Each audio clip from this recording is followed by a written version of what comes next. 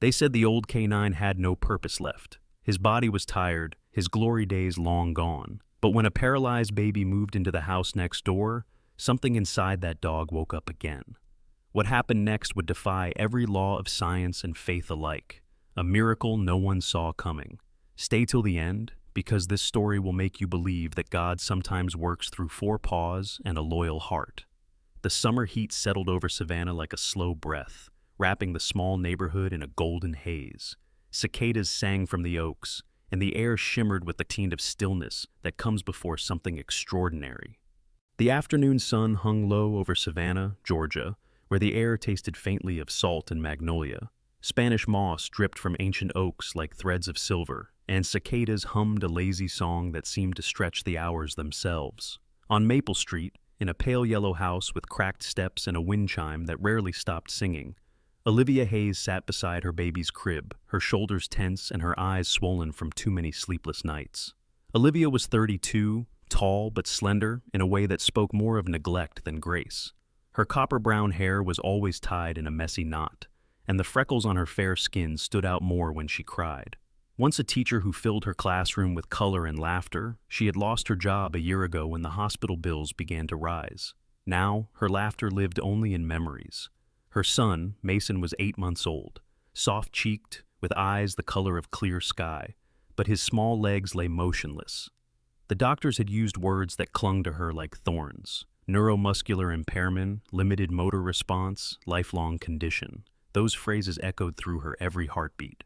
Beside the window, Daniel Hayes leaned against the wall, his tall frame blocking a slice of sunlight. He was 36, once a construction foreman, his hands rough and his face perpetually shadowed with stubble. His dark hair was streaked with premature gray near the temples, and his brown eyes carried the weary calm of someone who had seen too much loss. He had been laid off last winter when a scaffolding accident left him with a limp.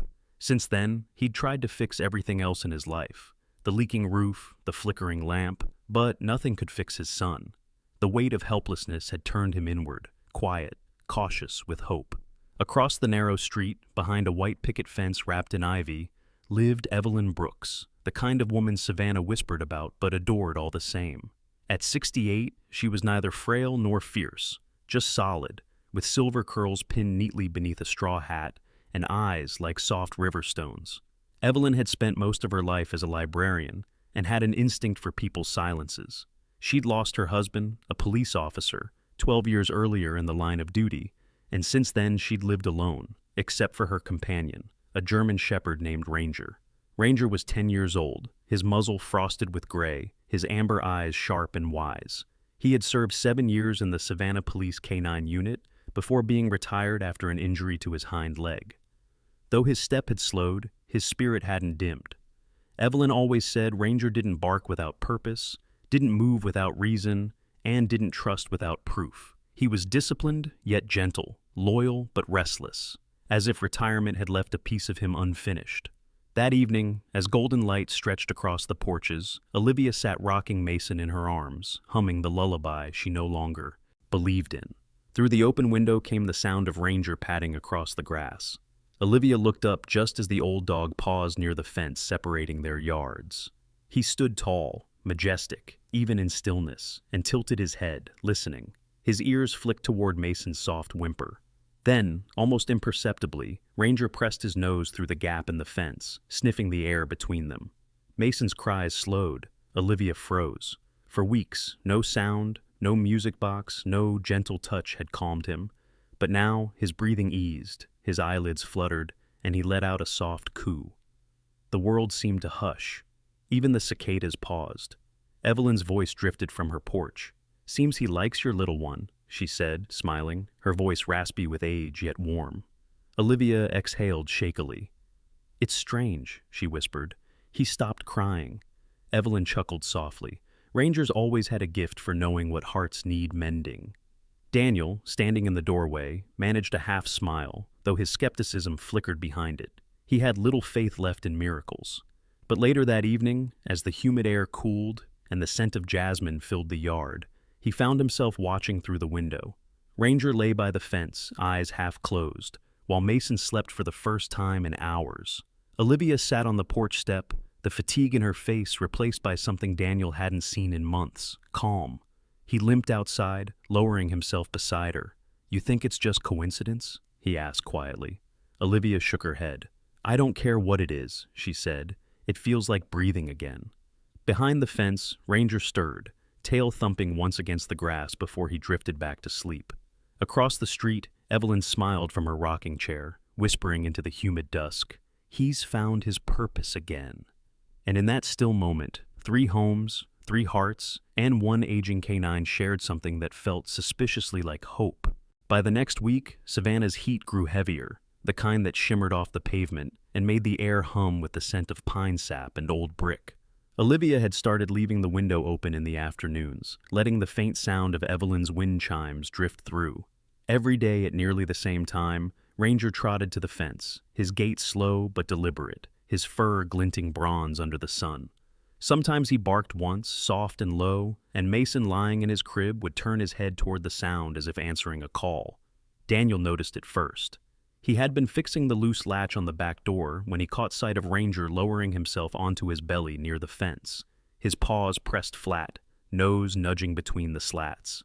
Mason had stopped fussing again. For Daniel, a man who had learned to expect disappointment more than wonder, it was the smallest crack in the armor he'd built around his hope. That evening, Evelyn appeared at their porch with a gentle knock and a basket of lemonade. She wore a faded denim shirt and a broad smile. "Ranger's been restless lately," she said. "Mind if we visit for a bit?" Olivia hesitated only a second before nodding. Evelyn stepped inside, and Ranger followed, his claws clicking softly on the wooden floor.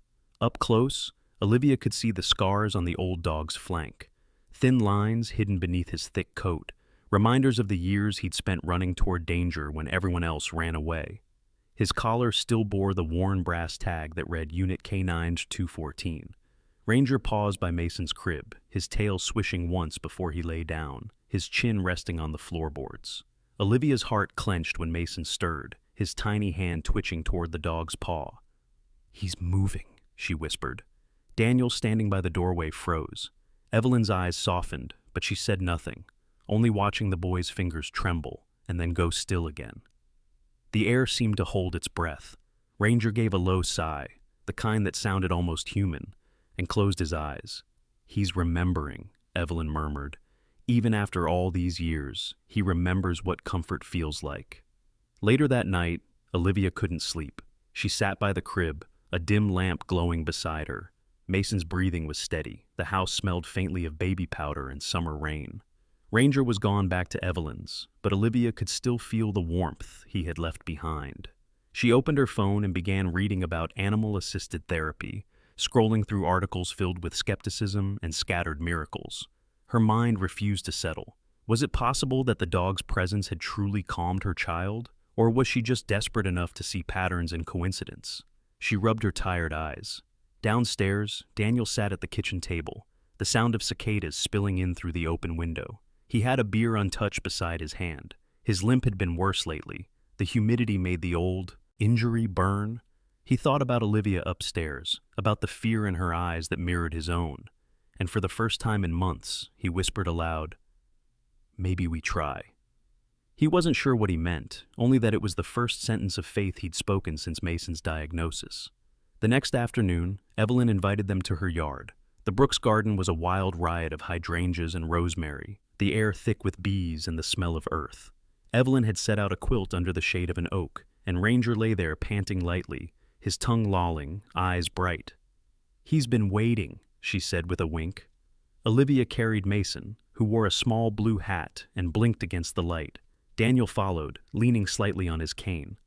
As they settled on the quilt, Ranger rose and walked forward, his steps careful. He lowered his head to Mason's lap, sniffed, then nudged gently at the boy's arm. Mason startled, then giggled, a sound so unexpected that Olivia gasped. The dog nudged again, more deliberately this time, and Mason's fingers twitched. His little hand brushed the top of Ranger's fur. Daniel's heart stumbled in his chest.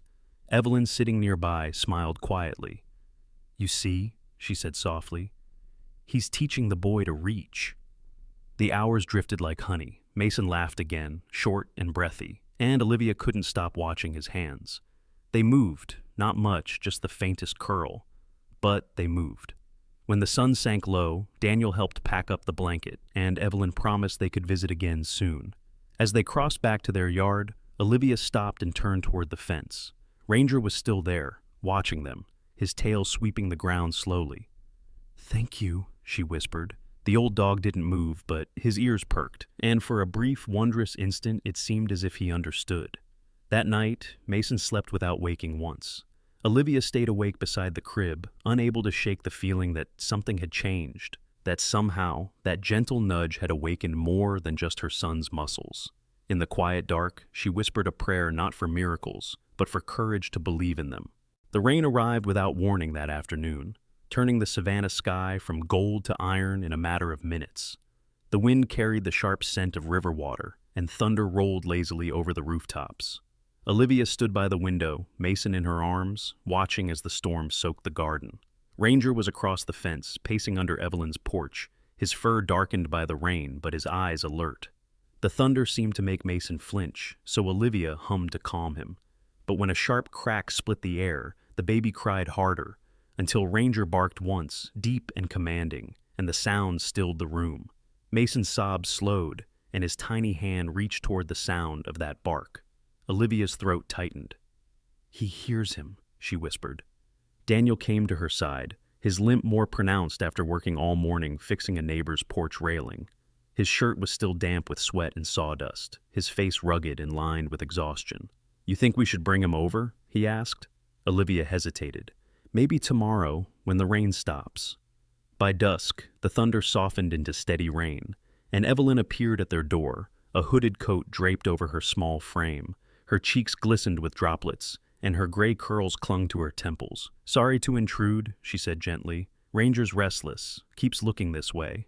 Daniel glanced outside. The dog was standing at the gate now, tail low, ears forward, watching the house as if waiting for permission. Olivia looked at Mason, his cheeks flushed, his breathing quick. "He's warm," she said softly. Evelyn frowned. "Bring him. Sometimes animals sense when something's off." Her tone carried the steady confidence of a woman who'd lived through too many summers to doubt instinct. They brought Ranger inside. He shook off the rain in the entryway, then padded toward the crib with deliberate grace. His wet fur filled the room with an earthy scent, like rain-soaked pine. Mason whimpered, but when Ranger laid his head near the crib's edge, the baby's cries faded. Olivia felt her pulse slow with his. Daniel rubbed the back of his neck, uneasy, but watching closely. "He's like a nurse with paws," he muttered. Evelyn smiled faintly. "He's done it before. Comforted injured officers, frightened children after accidents. He knows pain when he sees it." A knock came at the door. Daniel opened it to find a man in a soaked brown jacket holding a black umbrella. "Evening," the stranger said with a half-smile. "I'm sorry for the intrusion. Name's Dr. Marcus Lang. I'm the new pediatric neurologist at Memorial Hospital. Mrs. Brooks called earlier about your son." He had the kind of face that looked both kind and careful. Early 40s, tall, shoulders broad but posture gentle. His dark hair was streaked with silver, and his square jaw was softened by laugh lines that didn't quite reach his eyes. Olivia blinked, startled. "She did?" Evelyn gave a small shrug. "I thought it was time someone else saw him." Dr. Lang stepped inside, removing his raincoat. His voice was calm, measured. "I read Mason's chart. There's room for hope. Sometimes nerves respond to repeated stimulation, even after months of inactivity." He crouched beside the crib, careful not to touch the baby yet.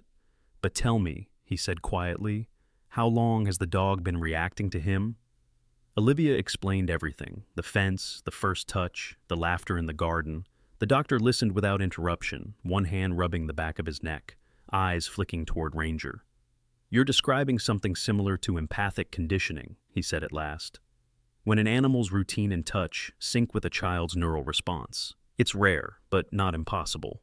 Daniel folded his arms, skeptical. "So, you're saying the dog's teaching him?" Dr. Lang smiled faintly. "In a sense, yes. The body remembers even when the brain forgets how. Sometimes it just needs the right teacher." His gaze softened. "And Ranger seems to be one." Olivia's chest tightened. "Then we keep letting them meet?" "Every day," Lang said. "Document everything. Times, reactions, even sounds. If progress continues, we'll test Mason's reflexes again in 2 weeks." He handed her a card before standing. His voice dropped lower. And Olivia, try not to let hope scare you. It's fragile, but it's real. When he left, the rain had stopped. The air smelled of wet earth and distant lightning. Evelyn sat quietly in the corner, her hands folded in her lap. "He reminds me of my husband," she said suddenly. "Used to talk like that, steady, believing even when no one else did." Her eyes shimmered as she looked at Ranger. "He and that dog saved people together once." Olivia turned to her. "Your husband was Ranger's handler?" Evelyn nodded slowly. "Until the day he didn't come home." Silence settled, heavy and reverent. Ranger looked up then, ears twitching, and pressed his head against Evelyn's knee, as if remembering, too. That night, when Mason finally fell asleep, Olivia sat by the window, watching the moon break through clouds. She thought of Dr. Lang's words, of Evelyn's story, and of the old canine sleeping by the crib like a guardian between worlds. She didn't know whether to believe in science or fate, but for the first time, they felt like the same thing. Outside, the last raindrops slid down the glass, gleaming like the promise of something yet unnamed.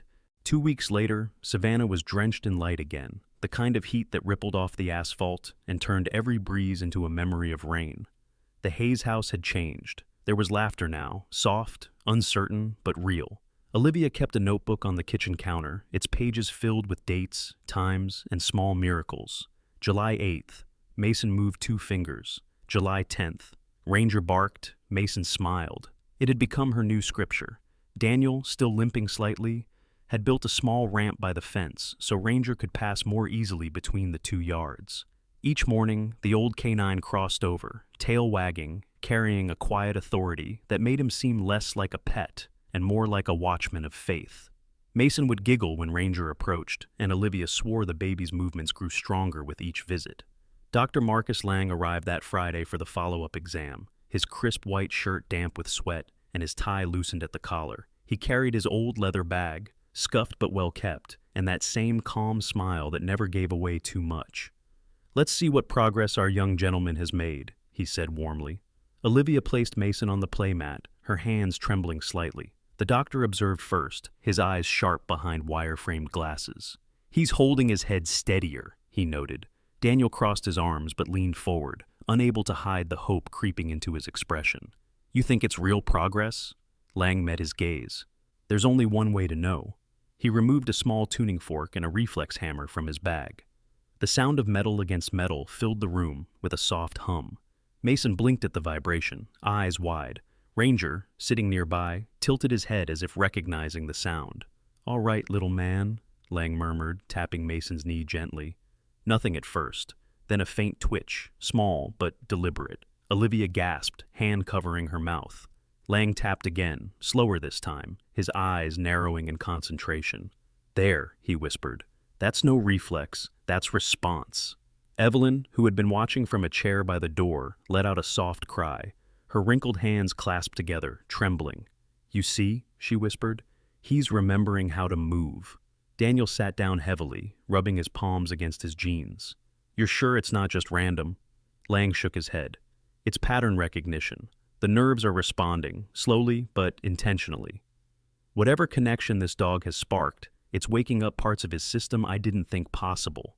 Ranger barked once, sharp and bright, startling Mason into a delighted laugh. The sound seemed to shatter the tension in the room. Lang chuckled, wiping his brow.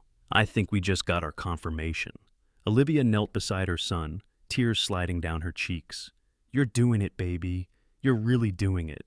Later that evening, when the exam ended and the doctor had packed his things, he lingered by the door. "I'll need to bring someone else in," he said thoughtfully. "A specialist from Atlanta, Dr. Leah Monroe. She's a neurologist who studies motor restoration in pediatric patients. If she sees what I just saw, she might help you apply for a clinical program." Olivia nodded quickly, hope lighting her face. That following Monday, Dr. Leah Monroe arrived in a navy suit that seemed too formal for the Savannah sun. She was in her late 30s, tall, with almond skin, and intelligent dark eyes that seemed to miss nothing. Her curly hair was pulled back into a sleek bun, and her tone carried the crisp efficiency of someone who lived by schedules and results. Yet, when she smiled, it was unexpectedly warm. "You must be Olivia," she said, shaking her hand firmly, "and this handsome one must be Mason." During the evaluation, Leah moved with precision, testing, Richarding, and analyzing. "I've read Dr. Lang's report," she said. "It's fascinating, but I'll admit I was skeptical." She glanced at Ranger, who lay obediently by the crib. "And this is our therapist?" Olivia nodded. "He's more than that," she said softly. Leah arched an eyebrow but said nothing. She reached into her bag and pulled out a portable nerve monitor, attaching small electrodes to Mason's legs. As she worked, Ranger lifted his head, watching every motion. Leah noticed and smiled faintly. "Protective, isn't he?" When the machine began recording, the room fell silent, except for the rhythmic blip of electrical readings. Leah tapped a small metal probe against Mason's foot. The monitor flickered weakly. "Minimal activity," she murmured. "Expected." Then Ranger moved. Slowly, he pressed his nose against Mason's knee, letting out a low rumble that was neither bark nor growl, something gentler, almost coaxing. The screen jumped, a sharper spike, then another. Leah froze, her analytical calm faltering. "That's impossible," she breathed. She repeated the test. Each time Ranger touched the baby's leg, the reading spiked again, consistent and strong. Daniel exhaled shakily. "Still skeptical, Doc?"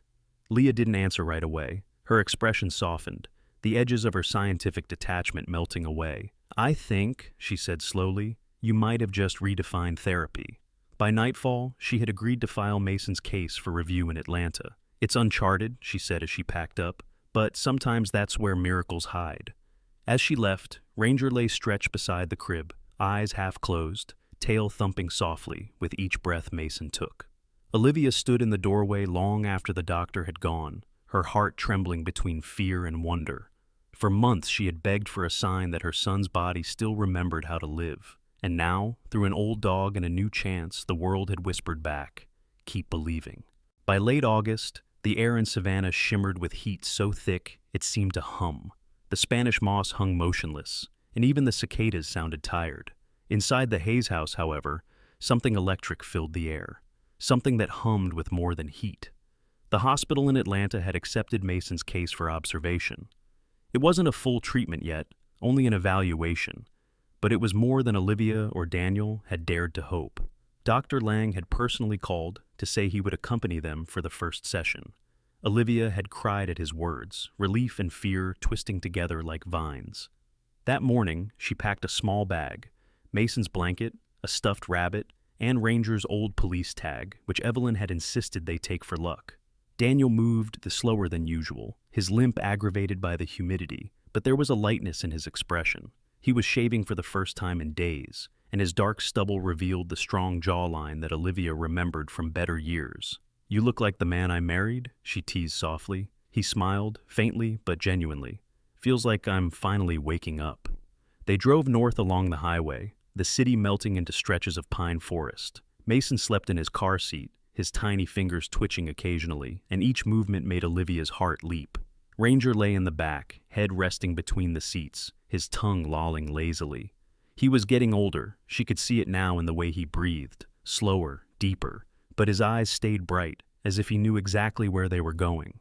At the Atlanta Children's Rehabilitation Institute, the cool air smelled faintly of antiseptic and lemon polish. The building was glass and steel, modern but softened by a mural of painted clouds across its entrance. A young nurse greeted them, Naomi Green, 20-something, petite with curly auburn hair, and freckles scattered across her nose. She had kind gray eyes and a voice that sounded like music when she spoke. "Welcome to the Miracle Ward," she said with a smile. "That's what everyone calls it, though officially it's the Neurodevelopmental Unit." Naomi led them through bright hallways lined with pictures of children who had completed therapy. She explained she'd been working there since finishing her degree in pediatric care, inspired by her younger brother, who'd been born with cerebral palsy. "He taught me patience," she said, tucking a stray curl behind her ear, "and that progress doesn't always happen the way textbooks predict." Dr. Leah Monroe met them in the testing room, her usual poise softened by a rare excitement. "We've prepared a low-intensity neural stimulation environment," she explained. The room was simple, white walls, soft blue light, and a padded floor. In one corner stood a screen projecting colorful shapes that pulsed gently with rhythmic sound. "It's designed to engage both sensory and motor responses," she said. We'll monitor his neural activity while Ranger interacts with him. Olivia knelt, adjusting Mason's tiny body on the mat. He wore a pale green onesie, his eyes wide with curiosity. Ranger approached, sniffing the air. When his paw brushed Mason's leg, the sensors on the monitor blinked faintly, then brighter. Leah glanced at Dr. Lang, her eyebrows lifting. "There it is again," she murmured. Daniel's hand clenched around Olivia's shoulder. "Look at that. He's doing it." The test continued. Ranger lay beside Mason, breathing steadily, the sound of his breath syncing almost perfectly with the child's. When Mason giggled, the dog let out a low chuffing sound, and the monitor spiked again. Dr. Monroe leaned closer to the data. "He's responding faster each time," she said, "as if the dog's presence stabilizes the signal pattern." Lang crossed his arms, his face lit with awe. "It's not just neurological, it's emotional entrainment.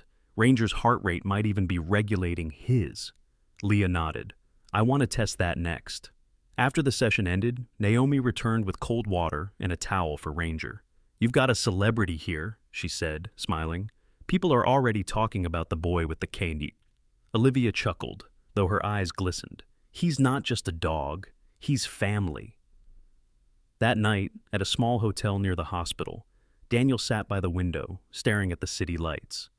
"You think they'll really take him into the program?" he asked quietly. Olivia turned from the crib where Mason slept, his chest rising and falling in gentle rhythm. "I think," she said, "they already have." Ranger lay at her feet, tail tapping once against the carpet. But sometime past midnight, a sharp whimper broke the stillness. Ranger's body jerked slightly, a tremor running through his old frame. Olivia rushed over. Hey, boy, what's wrong?" The dog lifted his head weakly, eyes clouded for the first time since she'd met him. Daniel knelt beside them, his voice rough. "He's just tired, Liv. He's done so much." Olivia stroked his fur, her heart pounding. "He's getting worse." The next morning, Dr. Lang met them at the hospital again, his face lined with quiet concern. "Ranger's showing signs of exhaustion," he said gently after examining him. "Old injury flare-ups, maybe dehydration. He's pushing himself too hard." Evelyn had warned them that retired canines often hid their pain until the very end, because that's what loyalty did. Olivia's eyes filled with tears. "But he can't stop now. Mason needs him." Lang's voice softened. "Then we pace him. He's earned that." That afternoon, during the second test, Ranger lay still, only his paw resting against Mason's leg. And yet, the monitor still flickered, slower, steadier, but alive. Dr. Monroe smiled faintly. "Even resting, he's teaching the boy to hold on." The room fell, silent. Olivia realized then that miracles weren't loud or sudden. Sometimes they whispered, slow and fragile, through the heartbeat of a tired old dog. Final message. The whisper of miracles. Sometimes miracles do not arrive like thunder. They come softly, on tired paws, in quiet rooms, in the steady breath of an old dog who refuses to give up. In Savannah, one child moved his hand because love refused to stop reaching for him. And maybe that's the secret heaven keeps teaching us over and over again. Faith does not always roar. It whispers, again and again, until we listen. When you see a moment of kindness, when a friend stands beside you through the storm, when life gives you a sign that feels too gentle to notice, pause. That might be your Ranger, your proof that God still works through the ordinary, through hands, hearts, and even fur-covered angels who walk beside us. If this story touched your heart, share it so others can believe in small miracles again. Leave a comment below with your prayer or the name of someone who needs hope today. And if you haven't yet, subscribe to this channel to keep faith alive in every story we tell. May God bless you, keep you safe, and send a little light. Just enough to remind you that miracles still walk among us, sometimes on four legs.